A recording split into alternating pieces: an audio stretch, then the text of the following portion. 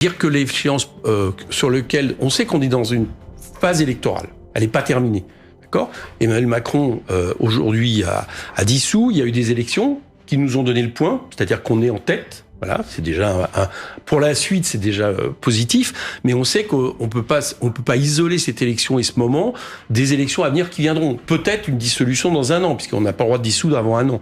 Et puis évidemment les présidentielles. Donc de ce point de vue-là, sur le calendrier électoral, Jean-Luc Mélenchon a raison de dire que le moment décisif, ça sera l'élection présidentielle de 2027. Mais en attendant, il ne sous-estime pas l'importance que nous gouvernons. Et je vous le dis, oui, nous voulons gouverner. Pour une bonne raison. C'est que si on gouverne demain, on passe par décret le SMIC à 1 600 € net. On place par décret des pensions retraite revalorisées. Toute une série de mesures où là, de toute façon, il n'y a pas besoin de majorité ou pas, ça passe par décret, c'est la loi qui le veut. Et nous proposons l'abrogation de la réforme des retraites. Donc oui, il faut qu'on gouverne pour faire tout ça, et vous verrez que les Français seront satisfaits qu'on fait tout ça, et que ça sera difficile après à des parlementaires de s'opposer à d'autres propositions qui iront dans le sens de l'intérêt général. Éric Coquerel, la donne politique, elle va pas changer. Dans l'immédiat, est-ce qu'il faut pas changer de culture politique tout de suite, de passer au compromis ? Mais c'est quoi le compromis pour vous ? Je vous pose la question parce que visiblement si c'est pas si c'est le compromis de dire que chacun fasse un pas vers l'autre, de se mettre d'accord. Je sais pas qui est le chacun. Je sais pas. Aujourd'hui, moi, j'entends par exemple du côté de la majorité des macronistes, même des macronistes dits entre guillemets de gauche, par exemple, ils disent il n'est pas question d'abroger la réforme des retraites. Il n'est pas question d'imposer davantage les plus riches de notre pays qui ont été largement avantagés par Monsieur Macron. Donc vous voyez bien qu'il n'y a pas de compromis à trouver. C'est deux logiques différentes. Bon, le seul compromis qui est acceptable, celui-là, moi je le mets sur la table, c'est que on a un programme, on veut l'appliquer. À un moment donné, avec l'Assemblée, je suis pour reparlementariser la vie politique française. C'est-à-dire que si, je vous donne un exemple concret pour que tout le monde comprenne bien, il est hors des questions de revenir sur une proposition que nous avons mise sur la table, qui est par exemple de taxer les superdividendes. Hors de question.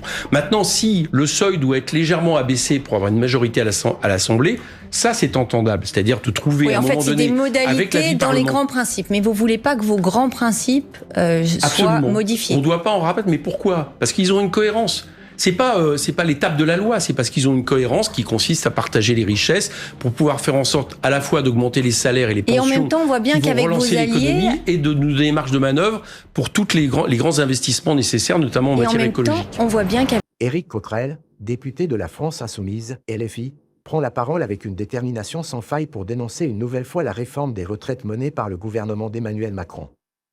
Il souligne que cette réforme, loin d'être une avancée pour les citoyens, constitue une véritable régression sociale, une attaque contre les droits des travailleurs et des retraités, et surtout, une décision dictée par une logique de précarisation et d'inégalité.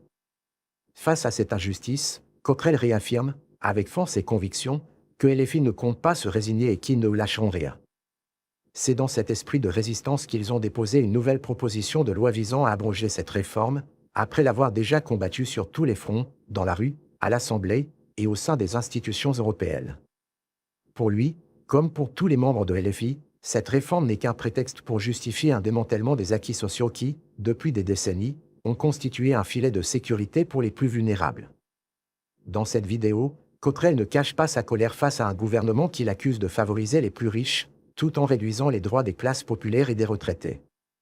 Il dénonce également une réforme qui impose des sacrifices particulièrement lourds aux générations actuelles et futures, sans pour autant garantir un système de retraite plus juste ou plus équitable. Une solidarité des votes qui nous donne la majorité au bureau de l'Assemblée nationale, c'est absolument décisif, et également de me faire élire président de la Commission des finances. Donc ça montre que Mais la présidence de l'Assemblée vous a échappé. Oui, d'accord, mais la présidente de l'Assemblée désormais est dans un bureau où elle est minoritaire, donc je vous assure que elle pourra plus imposer ses choix comme elle l'a fait pendant 2 ans précédemment. Ce que je veux dire par là, c'est que ça montre que le nouveau Front populaire, à l'endroit où il prend toute sa dimension, puisque le nouveau Front populaire, c'est un accord législatif, donc c'est normal que ça se concrétise par les députés, ça fonctionne, ça marche, voilà. Et ça, prenons-le de manière positive, c'est-à-dire il y a ceux qui regardent la bouteille à moitié vide, à moitié pleine. Moi, je la prends à moitié pleine. Qu'est-ce qu'il faut faire ? Est-ce qu'il faut faire un vote des députés comme le propose par exemple le PS ? Alors, on va passer maintenant au Premier ministre. À votre question, je veux pas la mettre de côté, mais c'était juste pour remettre un peu les choses à dimension. Nous, on n'est pas favorable au vote, au départ. Bon. Pourquoi on n'est pas favorable au vote ? C'est que, faut bien comprendre que le Nouveau Front populaire, c'est pas une organisation. dans lesquels d'un coup les gens pourraient voter, puis il y a une majorité de gens qui décident, etc. C'est une alliance entre 4 formations. Et on voit bien que si on impose un choix par un vote des députés à une de ces formations, bon, bah, elle a plus forcément la possibilité de se reconnaître dans ce gouvernement, et le Nouveau Front Populaire du coup ne fonctionne plus. Donc ça, c'est pour ça que c'est pas la bonne méthode, en tout cas comme méthode décisive. Nous, ce qu'on pense, c'est que quoi qu'il en soit, il faut d'abord un consensus. Un consensus, c'est pas forcément que les 4 formations sont d'accord sur un nom. Ça veut dire qu'aucune, par contre, ne s'oppose à ce nom. C'est ce qu'on a fait avec... Un compromis. Voilà, c'est ce qu'on a fait avec André Chassaigne, président de la commission, qu'on a proposé à l'Assemblée. Pour la présidence. Voilà, pendant 2 jours, on a discuté entre nous, les représentants des 4 groupes. Et puis à la fin, il y avait 3 groupes qui disaient OK avec André Chassaigne, et un groupe qui disait on s'y oppose pas. C'était nous, en l'occurrence. Bien. Donc André Chassaigne était posé. Il faut utiliser la même méthode. J'allais dire, travailler sur les noms tant qu'on a trouvé cette méthode. Et ça après, ne marche pas pour l'instant. S'il y a un vote d'approbation, est-ce que c'est un compromis possible pour trouver un compromis avec ceux qui veulent un vote? Pourquoi pas? C'est quelque chose qu'on peut éventuellement envisager. Mais le vote ne peut pas venir à l'encontre de la décision d'une des 4 formations. Sinon, ça fonctionne pas. Mais qu'est-ce qui marche pas, là, alors, aujourd'hui? Pourquoi Laurence Tubiana, ça n'a pas marché? Pour vous, Éric Coquerel, pour la France Insoumise. Politiquement, on estimait que les prises de position de Laurence Tubiana, notamment il y a peu de temps, où elle appelait dans une tribune un espèce de compromis possible avec une partie de des macronistes, quitte un peu à raboter le programme, nous, ça nous rassure pas. Nous, on veut un Premier ministre qui va appliquer le programme, qui est d'accord avec le programme du Nouveau Front Populaire. Est-ce qu'il faut revenir vers Huguette Bello, alors, dans ces cas-là? Nous, on pense que oui. Voilà, on pense que c'est possible. Ça, c'est une proposition. On pense que Huguette Bello était et reste la bonne solution. Pourquoi elle reste la bonne solution? Parce qu'elle est proposée par le Parti communiste français, que on voit bien qu'elle a des prises de position depuis quelques années, notamment, par exemple, elle a soutenu Jean-Luc Mélenchon, mais que la manière dont elle dirige son exécutif à La Réunion, et elle dirige un exécutif, ce qui est extrêmement important, elle le fait avec toutes les parties prenantes du Nouveau Front Populaire, déjà. Deuxièmement, c'est une femme qui a une expérience de parlementaire, qui a une expérience d'exécutif, qui est engagée dans les combats antiracistes. Et enfin, elle a un gros avantage, c'est qu'elle vient d'outre-mer. Et ça serait la première fois qu'on aurait une femme première ministre venant d'outre-mer. Et je pense que vis-à-vis d'Emmanuel Macron, c'est très difficile pour lui de la récuser dans la situation de la France actuelle vis-à-vis ça veut dire que vous restez aujourd'hui, en tout cas la France Insoumise reste sur ce nom. Ça veut dire que les autres noms qui circulent, on entend parler de Benoît Hamon, de Cécile Duflot, pour l'instant, c'est quoi? Ce sont des rumeurs, ce sont des... Moi, je vais vous dire, je pense que c'est un peu dommage que des noms aient circulé comme ça, parce que pour qu'on y arrive, on ne doit pas faire des négociations et des discussions devant les médias, quoi. Parce que c'est pas bon. Mais elle continue, y compris d'ailleurs, c'est pas très bon, c'est pas très agréable pour les noms cités s'ils sont récusés. Donc il faut continuer. Il y a des. Mais est-ce qu'elle continue ces discussions aujourd'hui, Éric Coquerel? Tous les jours, toutes les heures, entre vous, entre tous les partis, hier soir, entre tous vos représentants? Elles auront lieu encore aujourd'hui. Ouais. Bon, j'ai vu que le Parti socialiste avait mis une date butoir aujourd'hui. C'est sa décision. Moi, je dis attention à la fois, on est pressé par le temps. Je vais pas nous dire. Ça veut dire que vous n'avez pas de date butoir. Bah, c'est pas nous qui l'avons posé, et puis n'allons pas nous mettre dans un entonnoir où il y a un échec parce qu'on n'arrive pas aujourd'hui à trouver le nom qui va bien ou les noms qui vont bien. Et en même temps, vous pouvez comprendre la lassitude des électeurs, l'exaspération qui s'entend de cette attente. Mais je comprends tout à fait, mais je voudrais revenir quand même un petit peu en arrière, parce qu'il y a quand même un personnage dont on ne parle pas aujourd'hui, c'est Emmanuel Macron.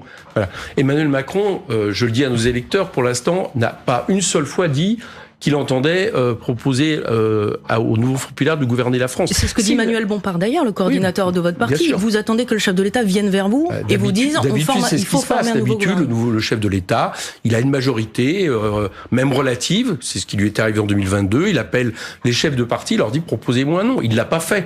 Donc nous-mêmes n'allons pas, endosser une responsabilité qui n'est pas la nôtre. Alors je répète parce que je veux pas de langue de bois, oui, il faut trouver un nom rapidement, ne serait-ce que parce que la semaine dernière, on a redonné de l'espoir en montrant qu'à l'Assemblée, ça marchait bien, et que donc nous avions potentiellement des majorités à l'Assemblée. Je pense que c'est important de le dire pour faire passer nos textes. Bien. Donc il faut trouver un nom rapidement, mais n'allons pas nous coincer forcément sur une date. Si on trouve aujourd'hui, c'est très bien. Si on trouve dans les jours à venir, c'est très bien aussi. Vous parlez des textes, Éric Coquerel. À l'instant, Mathilde Panot fait savoir qu'une proposition de loi va être déposée pour abroger la réforme des retraites aujourd'hui. Ah bah c'est parfait. Vous nous confirmez ? Vous le confirmez, vous le saviez, vous étiez au courant. Non, mais par contre, je l'ai proposé sur notre liste de parlementaires, donc je suis très content que... Pourquoi aujourd'hui ? Pourquoi il faut la poser ? Pourquoi aujourd'hui on dépose cette proposition ? Parce que si on veut qu'à la rentrée elle soit examinée, il faut la poser à un moment donné. Et c'est une excellente idée. Je vais vous dire pourquoi. C'est que vous savez pourquoi cette proposition de loi n'a pas réussi à revenir devant l'Assemblée, parce que moi, j'avais estimé qu'elle n'était pas contraire à l'article 40. Et l'article 40, c'est l'article qui interdit de créer des dépenses sans recette, voilà, parce que le texte me semblait correct. Et puis, pour essayer de contraindre ce choix, la présidente de l'Assemblée a fait voter le bureau de l'Assemblée pour m'imposer le choix de l'article 40. C'est un peu un détail, mais elle a mis son veto grâce au bureau de l'Assemblée. Et ben, figurez-vous, elle n'est plus majoritaire dans le bureau aujourd'hui. Mais ça va passer. Donc ça ouvre les choses. Ce texte peut passer aujourd'hui, étant donné la composition de l'Assemblée ? Oui, indéniablement. Alors là, sur la loi d'abrogation de la réforme des retraites, qu'elle passe, comme je souhaite, proposée par un gouvernement nouveau Front populaire dès septembre, parce que c'est une des premières mesures qu'on prendrait si nous gouvernons demain le pays, ou qu'elle passe par une proposition de loi. Aujourd'hui, il y a une majorité à l'Assemblée pour l'abroger. Voilà, je mets ma main sur le feu là-dessus. Vous êtes aussi fraîchement réélu président de la commission des finances. Ça veut dire que vous considérez que vous êtes dans l'opposition ? Au gouvernement actuel, oui. Et que si demain il y a un gouvernement à gauche, vous démissionnerez ? Évidemment. Vous laisserez votre place. La loi qui oblige le fait que le président de le président de la commission des finances est dans l'opposition. Donc si demain on est dans la majorité d'un gouvernement, je démissionne. Et en attendant, la commission des finances travaille sur un texte de budget ? Oui, elle travaille parce que j'ai voulu qu'avant de clore cette session, on nomme les rapporteurs, tous les rapporteurs qui vont avoir pour charge de poser des questions au gouvernement. Voilà. Parce que le budget, on le rappelle, ce sera un des premiers textes qui sera. On est déjà très en retard du fait de la dissolution. On n'a pas eu du tout de présentation de texte. Donc il faut que cet été, d'une manière ou d'une autre, ça travaille. On veut donner la possibilité à des rapporteurs de poser des questions. Et dès la rentrée, ce que je compte faire, puisque dans le cas où c'est pas un gouvernement de nouveau Front populaire, qui est, vous savez, ma préférence, manifestement, le gouvernement aujourd'hui, Emmanuel Macron imagine qu'on arrive vers l'Assemblée, fin septembre, pour nous proposer une loi de finances. Moi, je ne suis pas d'accord avec ça. Moi, je demanderais que ma commission siège dès début septembre, de façon à interpeller les ministres. En session extraordinaire, alors ? Non, ma commission n'a pas besoin de session extraordinaire pour siéger. Ça, c'est pas le problème, c'est moi qui le décide. Donc, je demanderai qu'elle siège de façon à ce qu'on puisse commencer à avoir un aller-retour avec les ministres qui seront à ce moment-là en poste. Et puis, si c'est le nouveau Front populaire, je pense que dans ces cas-là, moi, je serais le ministre de l'économie. Si j'étais le ministre de l'économie du nouveau Front populaire, je proposerais qu'il y ait une séance immédiate extraordinaire pour qu'on avance, par exemple, sur la loi d'abrogation de la réforme des retraites dont on a parlé, sur d'autres mesures de recettes, par exemple de taxation des superdividendes, et qu'on aille vers un projet de loi de finances rectificatif avant d'entamer la discussion sur les projets de loi de finances. Ce nouveau gouvernement, ce gouvernement avec le nouveau Front populaire que vous appelez de vos vœux, dont vous ferez partie, donc, visiblement. Enfin, moi, c'est pas moi qui décide, mais ça me satisferait. Est-ce qu'il est vraiment possible, encore Éric Coquerel, on évoquait ce choix de Premier ministre tout à l'heure, François Ruffin, qui a quitté la France Insoumise, évoque dans l'une de ses vidéos, je cite, la nullité de la gauche. Elle n'a pas envie de gouverner, dit-il. C'est pas bien, ça. C'est pas bien. Moi, j'ai pas envie de polémiquer avec François, mais on peut pas se mettre comme ça un pas où on regarde l'extérieur. Le cas dont on fait partie. François, il fait partie du Front populaire. Il a été élu sur cette base, donc il fait partie intégrante à la fois de la solution et du problème. Voilà, si on n'y arrive pas aujourd'hui, ok. On va pas. Je pense que tous ceux qui n'arrêtent pas de dire c'est nul, c'est pas bien, ils ne font que renforcer le problème. Mais je vous pose la question. Que renforcer la difficulté. Avez-vous envie de gouverner ? Bien sûr. Ah bah oui, bien sûr. Mais vous savez. Quelle est la particularité de ce que nous avons créé à plusieurs avec Jean-Luc Mélenchon ? D'abord, il y a eu le parti de gauche, Front de gauche, puis après France Insoumise. C'est que nous proposons un programme de rupture, mais on veut se donner les moyens de l'appliquer. Voilà. Et donc, qui peut douter de notre volonté de gouverner quand nous avons proposé un candidat qui a fini à 22% présidentiel. Et en même temps, ce même candidat s'exprime dans la presse européenne Jean-Luc Mélenchon, en disant que l'échéance finalement importante, celle qui compte, ce n'est pas le gouvernement d'aujourd'hui, mais 2027. Mais dire que l'échéance sur laquelle on sait qu'on est dans une phase électorale, elle n'est pas terminée, d'accord ? Emmanuel Macron aujourd'hui a dissous, il y a eu des élections qui nous ont donné le point, c'est-à-dire qu'on est en tête. Voilà, c'est déjà pour la suite, c'est déjà positif. Mais on sait qu'on peut pas isoler cette élection et ce moment des élections à venir qui viendront. Peut-être une dissolution dans 1 an, puisqu'on n'a pas le droit de dissoudre avant 1 an. Et puis évidemment les présidentielles. Donc de ce point de vue-là, sur le calendrier électoral, Jean-Luc Mélenchon a raison de dire que le moment décisif, ça sera l'élection présidentielle de 2027. Mais en attendant, il ne sous-estime pas l'importance que nous gouvernons. Et je vous le dis, oui, nous voulons gouverner. Pour une bonne raison. C'est que si on gouverne demain, on passe par décret le SMIC à 1 600 € net. On place par décret des pensions retraite revalorisées. Toute une série de mesures où là, de toute façon, il n'y a pas besoin de majorité ou pas, ça passe par décret, c'est la loi qui le veut. Et nous proposons l'abrogation de la réforme des retraites. Donc oui, il faut qu'on gouverne pour faire tout ça, et vous verrez que les Français seront satisfaits qu'on fait tout ça, et que ça sera difficile après à des parlementaires de s'opposer à d'autres propositions qui iront dans le sens de l'intérêt général. Éric Coquerel, la donne politique, elle va pas changer. Dans l'immédiat, est-ce qu'il faut pas changer de culture politique tout de suite, de passer au compromis? Mais c'est quoi le compromis pour vous? Je vous pose la question parce que visiblement, si c'est le compromis de dire que chacun fasse un pas vers l'autre, de se mettre d'accord. Je sais pas qui est le chacun. Je sais pas. Aujourd'hui, moi, j'entends par exemple du côté de la majorité des macronistes, même des macronistes dits entre guillemets de gauche, par exemple, ils disent il n'est pas question d'abroger la réforme des retraites. Il n'est pas question d'imposer davantage les plus riches de notre pays qui ont été largement avantagés par Monsieur Macron. Donc vous voyez bien qu'il n'y a pas de compromis à trouver. C'est 2 logiques différentes. Bon, le seul compromis qui est acceptable, celui-là, moi je le mets sur la table, c'est que on a un programme, on veut l'appliquer. À un moment donné, avec l'Assemblée, je suis pour reparlementariser la vie politique française. C'est-à-dire que si, je vous donne un exemple concret pour que tout le monde comprenne bien, il est hors des questions de revenir sur une proposition que nous avons mise sur la table, qui est par exemple de taxer les superdividendes. Hors de question. Maintenant, si le seuil doit être légèrement abaissé pour avoir une majorité à l'Assemblée, ça... En conclusion, la proposition de loi déposée par la France insoumise pour abroger la réforme des retraites incarne bien plus qu'une simple opposition politique. Elle représente une prise de position forte, un engagement indéfectible pour la justice sociale, une dénonciation du système actuel qui, selon Éric Coquerel et ses camarades, favorise une élite économique tout en sacrifiant les plus vulnérables. Leur démarche n'est pas seulement législative, elle est symbolique d'une volonté de rupture avec une politique qui semble se déconnecter des réalités de la majorité des Français. À travers cette nouvelle initiative, LFI rappelle que le combat pour une retraite juste et digne n'est pas seulement une bataille législative, mais un combat social et humain.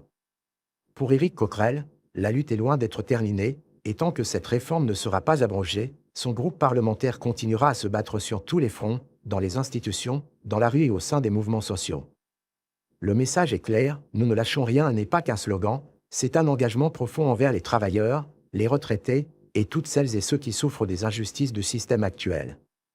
La France insoumise, avec cette proposition de loi, entend réaffirmer son rôle de porte-voix des oubliés, des exclus, de ceux qui n'ont pas les moyens de se défendre face aux politiques libérales qui dominent le paysage politique français.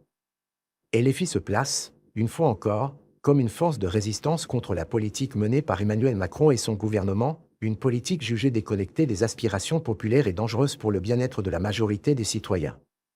Le groupe parlementaire entend faire pression pour que cette réforme soit abrogée et pour qu'une alternative plus juste soit proposée aux Français. En attendant, la mobilisation continue, avec l'espoir de renverser le cours des choses. Cette lutte pour la dignité, pour des retraites justes, et pour une société plus égalitaire est bien loin d'être terminée, et tant que les promesses de justice sociale ne sont pas tenues, LFI restera aux côtés des travailleurs, des retraités et de toutes celles et ceux qui rêvent d'un avenir plus juste et plus solidaire.